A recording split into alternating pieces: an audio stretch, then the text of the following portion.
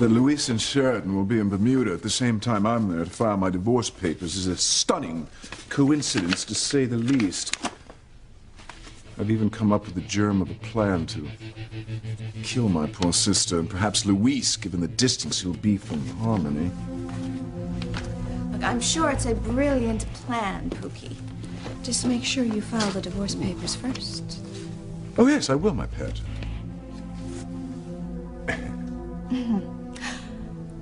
Are you sure you're not taking that paper along so you can lust after Teresa on the airplane? Oh, don't be absurd. I haven't had a chance to read the financial pages yet. Oh, you know, I wasn't aware that they had financial pages in the tabloids. Only two things matter at this moment. Divorcing Ivy and doing away with my poor sister. While I'm in sunny Bermuda, I will be able to kill two birds with one stone. Who are you going to kill now, Julian? I'm killing our marriage, Ivy. I'm putting it out of its misery. See, within the hour, I'm jetting down to Bermuda to file our final divorce decree. What? Save your astonishment for the results of your first home perm. You had to have known this was coming. Well, yes. I mean, Julian and I are engaged. You've been served with divorce papers.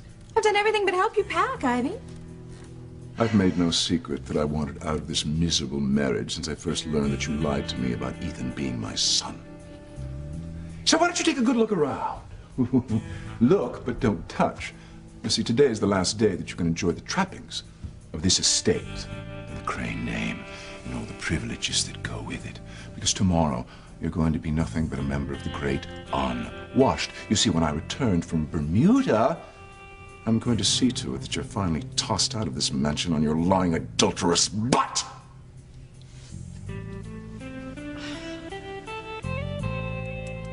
I cannot believe you're going to finalize our divorce after everything that happened to me at the wedding yesterday. Yeah, it's your own fault if your automobile insurance rates go up. Julian is right. I mean, you chose to ram your car through the doors of the church. Now, I, on the other hand, was the victim of a one peasant revolt when Pilar just attacked me and threw me into the fountain. Please. That hardly compares to me finding out that the woman my son was about to marry is the same little snake who tipped the tabloids that he wasn't a crane, an act which ruined Ethan's life as well as mine. I tried to warn you about Teresa. Oh, Rebecca's right, my soon-to-be ex. You have no one to blame for that fiasco but yourself.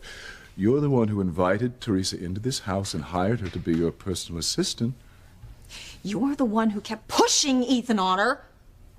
I merely suggested he have a romp with a help. I never meant for him to marry the wench, no.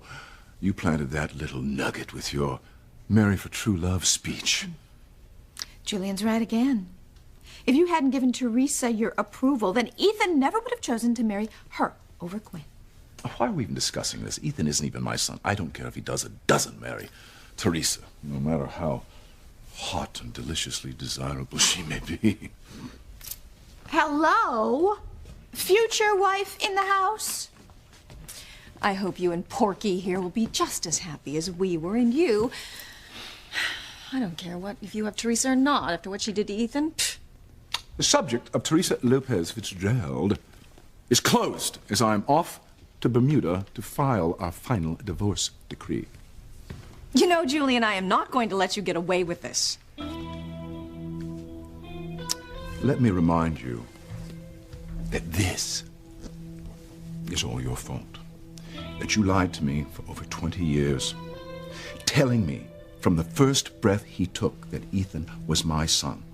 You lied to my father, you lied to our other children, to Gwen, even to your true love, Sam Bennett. Lies! Damn you for your lies. You shattered the one comfort I had. That was the truth, that I was Ethan's father, and he was the best son a man could have. So as far as I'm concerned, you deserve every rotten thing you're going to get. Yes, this is all your fault, Ivy. You have no one to blame but yourself.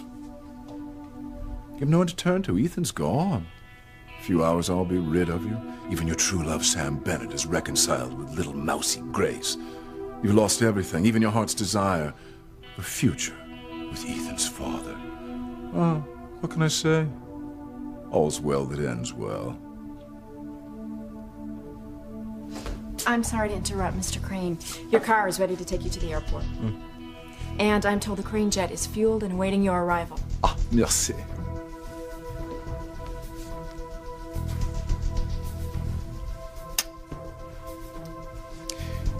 When I come back from Bermuda, I want you and the misery you've caused me, Lo, these many years, out of this mansion.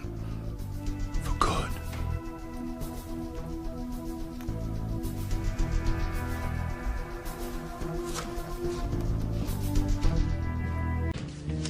I have to convince Mr. Crane to take Ethan back into the family. Bye, Pookie. Call me when you get to the hotel. Hotel? Ivy, do you hear that ticking? Oh, it's the clock ticking off your hours as Mrs. Crane. See, because when Julian comes back here, he's going to marry me, then I will be Mrs. Julian Crane. And everything that goes with that name will be mine. I will be the one sitting on the board of the world's most famous charities, and you will be the one sitting on the bench outside the book cafe, begging strangers for spare change, or doing God knows what to get it. You see, as soon as Julian comes back from Bermuda with your divorce papers, he and I will be married. And no two people deserve each other more. Oh, why, thank you, Ivy. And just to show you that there are no hard feelings, if you really need the work, I can make sure that you get a job working in the kitchen, preparing the food for our gala wedding party. Mr. Crane is going to Bermuda? Well, then that's where I have to go. Oh, wait a minute. Me alone with Mr. Crane in Bermuda? No. What happened last time I was down there was just a mistake. I mean, the hotel gave Mr. Crane the wrong key. He didn't know he'd got into bed with me. I'll be fine. Everything is gonna be fine once I talk to Julian. It's the only way I can save my relationship with Ethan. Poor Ivy. You've lost everything.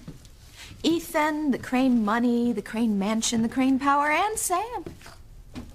You know, Rebecca, I have just about had my fill of you.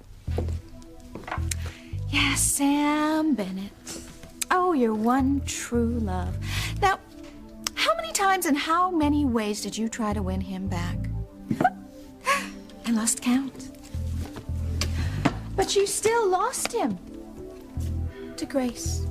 No, they held on to their marriage with all the strength their unmanicured bourgeois hands could muster.